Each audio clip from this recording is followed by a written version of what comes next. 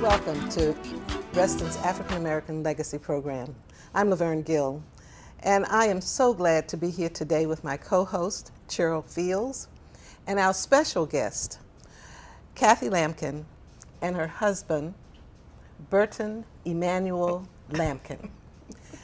And the Lampkins have been in Reston for 1966. since 1966, so you were early Restonians. Yes, definitely. Well, what did it look like when you came here? Well, where the Hyatt was all woods, and our cluster kids had tree houses over there.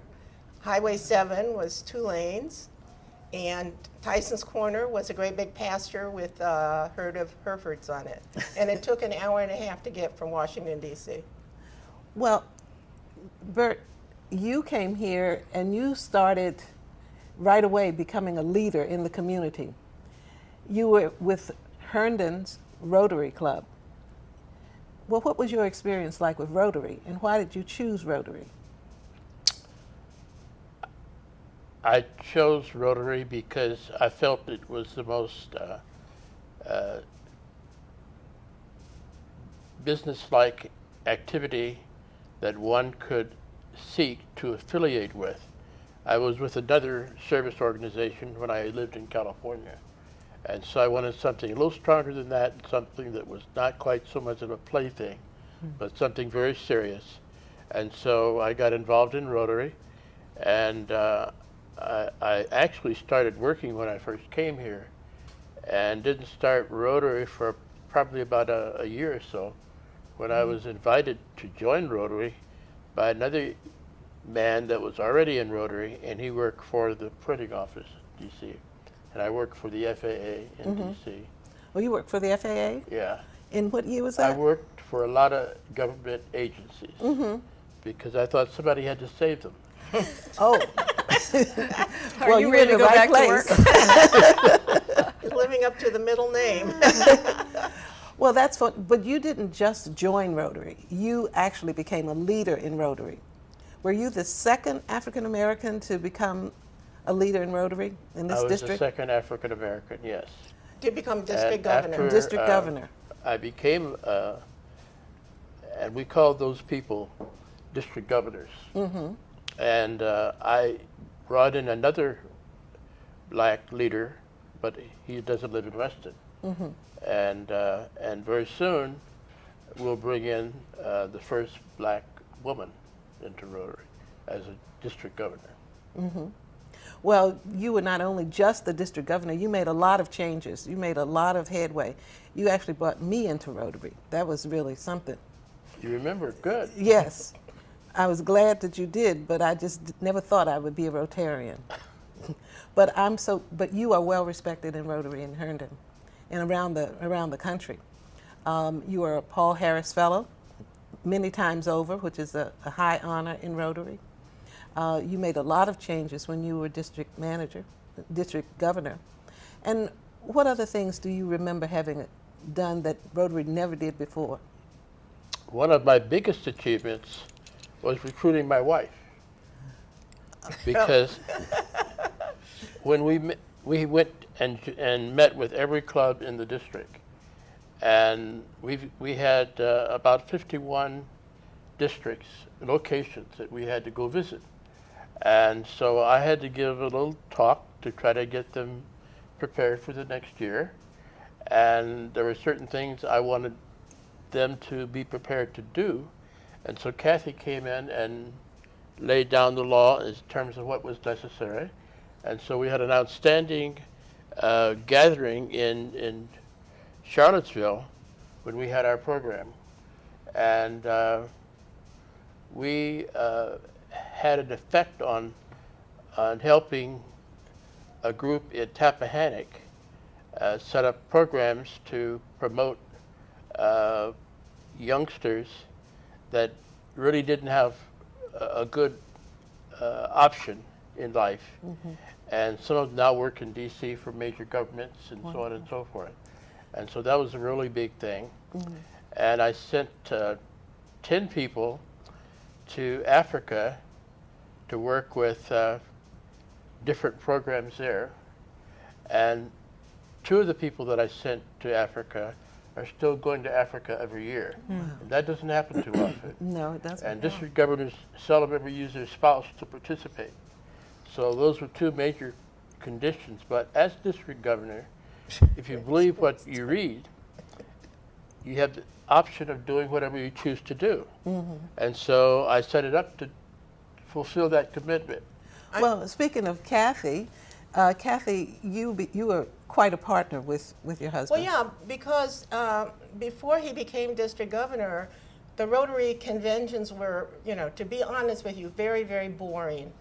So, and there was nothing for wives and children to do. And so when he became district governor, one of the things for me is that I don't do boring. And so I said, if I'm going to be accompanying you and doing this, we're going to have things for families and for people and other things to do for people who are attending conventions, so to make it interesting and for families. So this was my part to have it in a place where we could visit wineries and where there was an ice skating rink right next to the hotel in Charlottesville. And that was my part, to make Rotary a family thing during our year. Well, It was speaking of families, I'm curious to know, because you all were the 13th African American family. We were told by the builder when we came, because Reston was the only open community for African Americans. There was no federal housing law at that time, and of course Virginia had no law at all. And so we had come to Washington. It was my first time east of the Mississippi. I grew up in Colorado and California. And so when we came, we ended up in Southwest Washington, across from Marina Stage. And then our oldest child was about 5 and getting ready to go to school, and the district was having trouble with their schools, like they are right now. So that's a long history. So we were just trying to look for a good school system, and I believe in public education because I grew up in the West that had good land grant colleges and good schools. And so we did not really believe in private schools. So we started looking for housing, and there was just nothing available until finally there was a volunteer group in Washington, D.C. that surveyed people and asked them if they would be willing to sell their house to an African American in Maryland, Virginia, and D.C. D.C. had housing segregation, even though they would not admit it.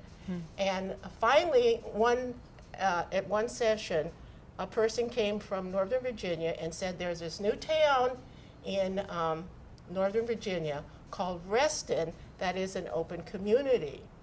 Well, I'd already said that when I moved from California that I wasn't living in the South.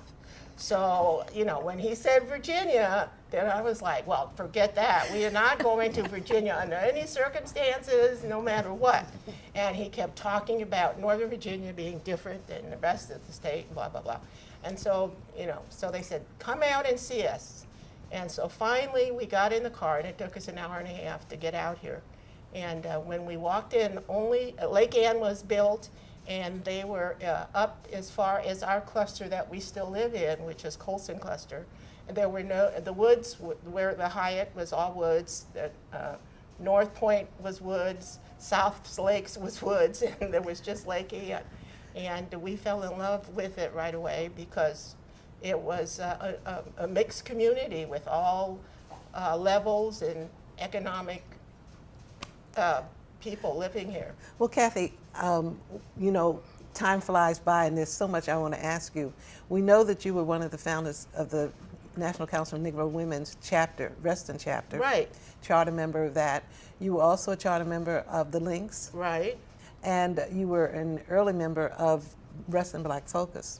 Yes. And I just wanted to say that when you came here, your children couldn't go to school we didn't have a school in Reston for your younger children. Did they end up out in Herndon? Well, what happened was Lake Ann was the first elementary school in Reston, and it was not finished. And so they had built a new school where the old police the old Herndon Police Department had been called Oak Grove for black children because Virginia had segregated schools. And in June of 1966, they had desegregated in Fairfax County. So that school was closed. And so it was very ironic because all of Reston's elementary kids had to go to Oak Grove from September. So these were white kids and black kids. Yeah, well, there weren't that many black kids, but Right. anyway, it was all of Reston kids. Ended up at the Oak black Grove, school. which had been a school built for black kids, yes. Kathy, thank you so much. And Bert, thank you so much. Thank you for introducing me to Rotary. We have a little something for you. It's not much, but it's our way of saying thank you Wow. for being a part of our community thank and making you. it a better place. Thank you. Wow, Bert, look at this. Burton E. and Kathy Lamkin. How about that? It says Reston African American Legacy Series, Pioneer, Vern Gill production. Very good. Thank you so much for being here. And thank you for listening Thank you to for us. asking us.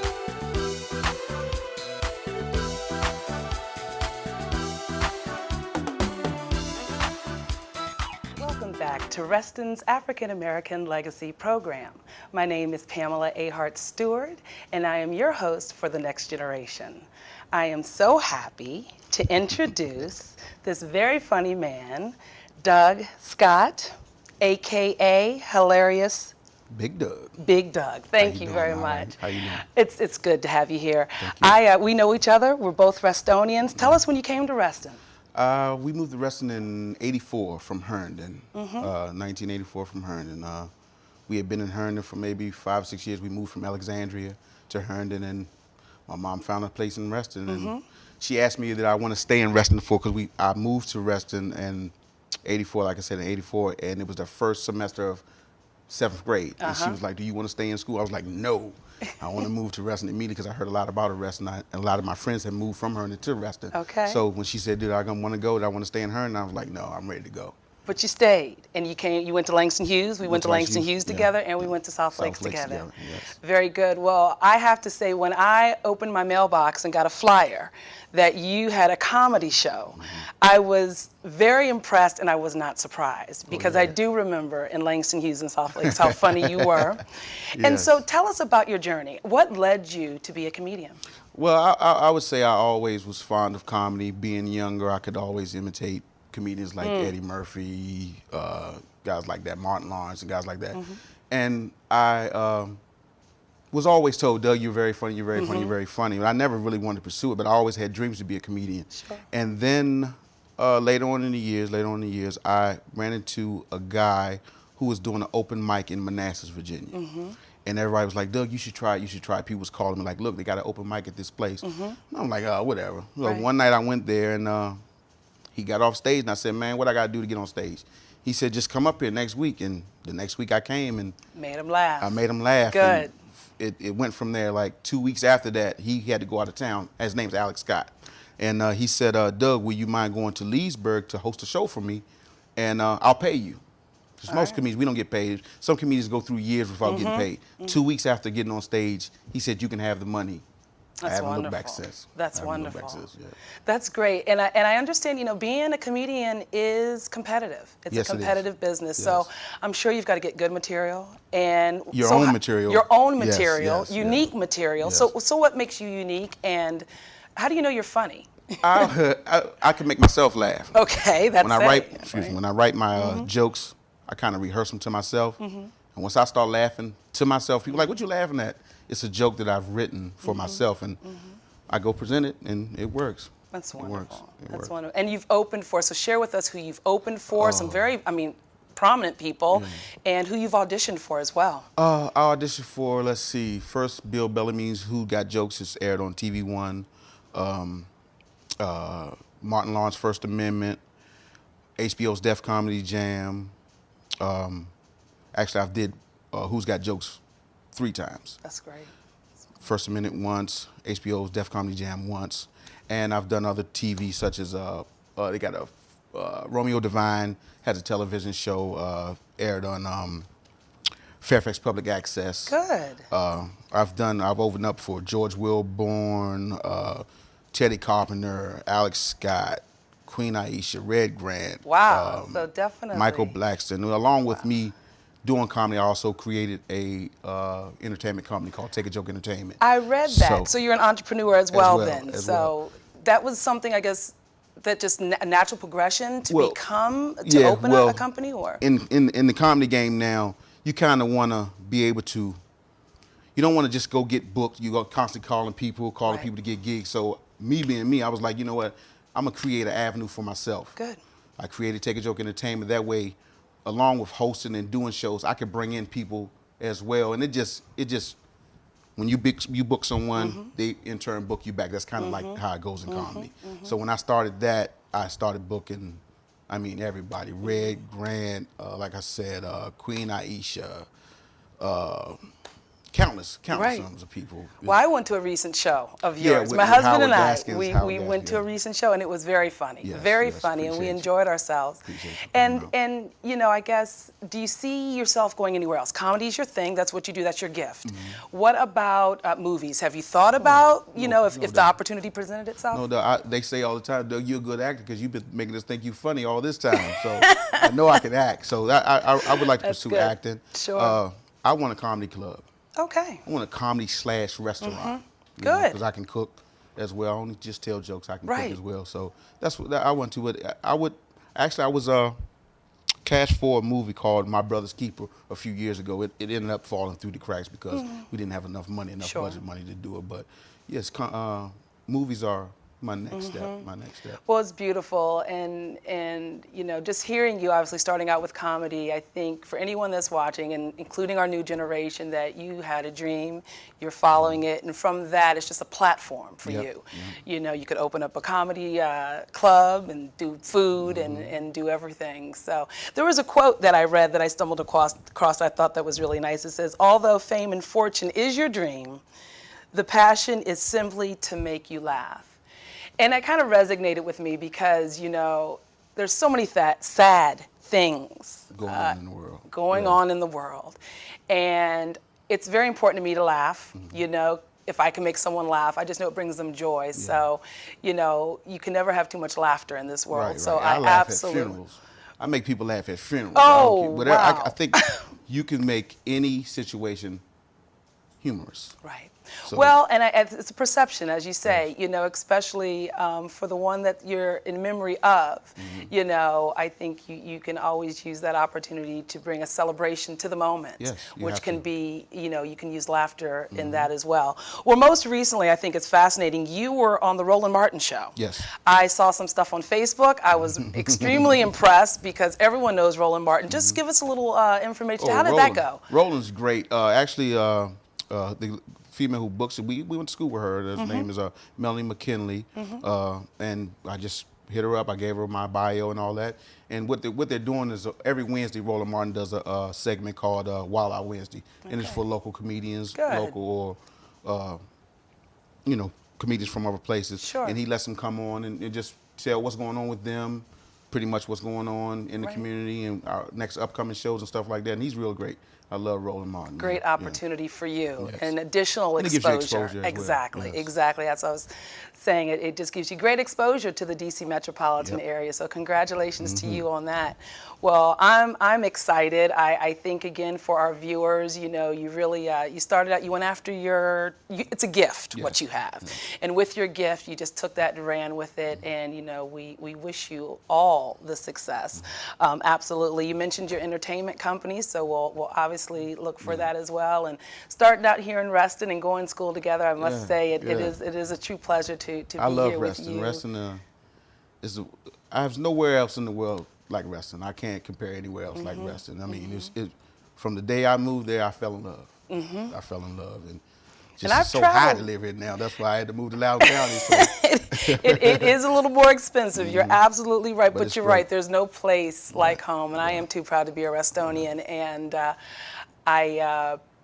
I am just again very happy to have you here, Thank you, and Pam. as a token of our appreciation, we want to thank you again to just show our audience that you can be anything you want to be, a comedian yes. included, and we just want to present you with a little something, gratitude of our thanks. All right, thank you. And for all the kids, though, if you know me, you can do anything. That's the truth. That's good. That's good for our kids to know. Ooh, Thank this you is my- again for joining us.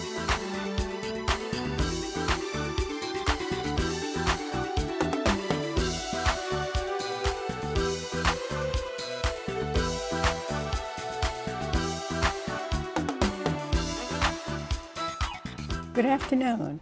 Welcome to the Legacy African American series. Today we have one of our community workers involved in many things, Adele Jones. Welcome, Adele. We're happy to have you today. Thank you for having me. Adele, you have been in Reston for quite some time. Now, I'd like to tell us why you came here, and I know that you've been involved in a lot of activities, and I would like for you to share some of those activities with us. Okay. We came in 1970. We were coming from Tallahassee, Florida. At that time, my husband was chairman of the mathematics department at Florida A&M University, and I was working in the public schools of Tallahassee. In fact, it was Leon High School was the name of the high school. And I had been a student also at Florida State University. In fact, I had just finished my master's degree in counselor education.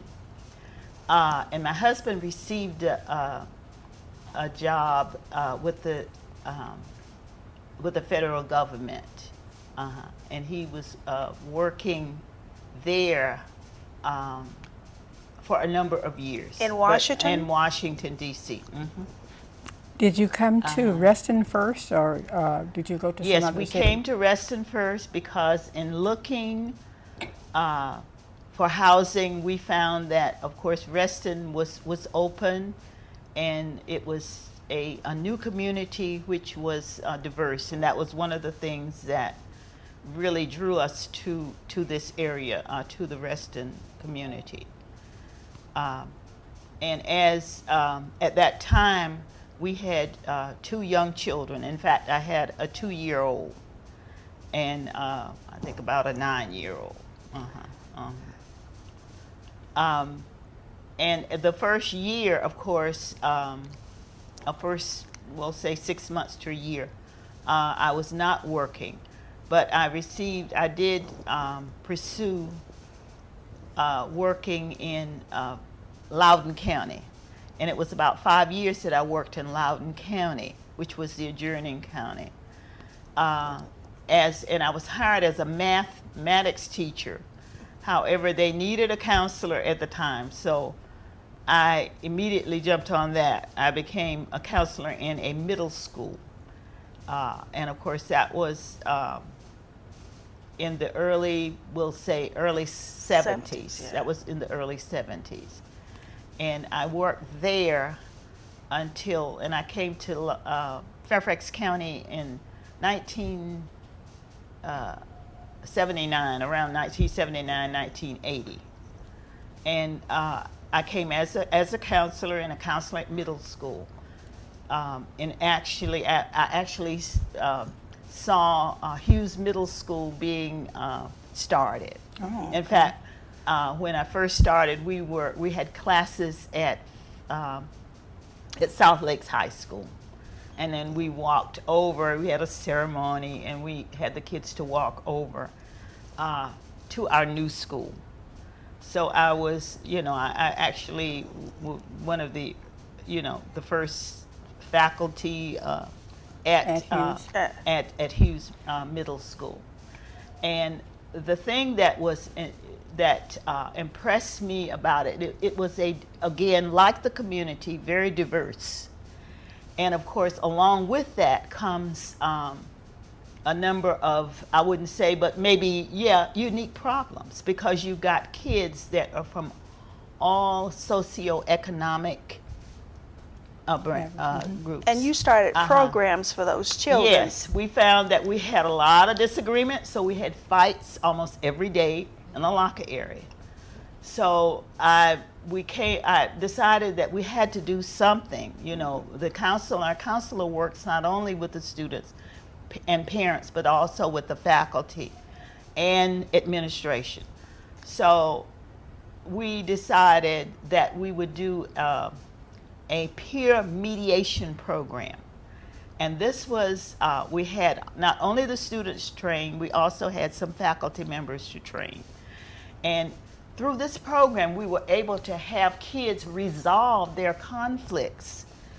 And so that meant that much of the fights, the physical confrontations, whatever, were reduced at that time. And what we found is that skills for resolving conflicts are lifetime skills. Everyone experiences conflict in their lives. And I remember getting very, very excited by this young man who came in, and he was so excited. And he said, he had been trained as a mediator. And he said, I was able to stop a fight in my neighborhood. And he was excited about that. And of course, he was able to tell what he did. In this program, we had students who were trained, the students who had been trained, mediate conflicts between other students. And they had a session, we had a session for that. They would either do that on times that they were mostly after school. And the students would do this, although I or another faculty member would be in the session, but we would not say anything unless there was a problem. Right. And we were able to, and students were, in other words, this was a program that they owned, and that they were able to actually see the results of what they had done, that is, immediate results. Now, all of the conflicts, of course, were not resolved that way. Right. But a number of them were. And it's a matter of being able to listen to someone and to hear what they're saying. And many of the conflicts were because of misunderstanding. Now, you were the founder, one of the founders of Martin Luther King Jr. Church. Yes, we were, my husband and I were founders of the church. In fact, the first formal meeting, we had many other meetings before, of course, was at our home. And that's one of the things that we are very proud of. We are from that time able to grow, not spiritually, very much. And this led to the foundation. And this, right. And of course, the Martin Luther King Cultural Foundation was also initiated through the church.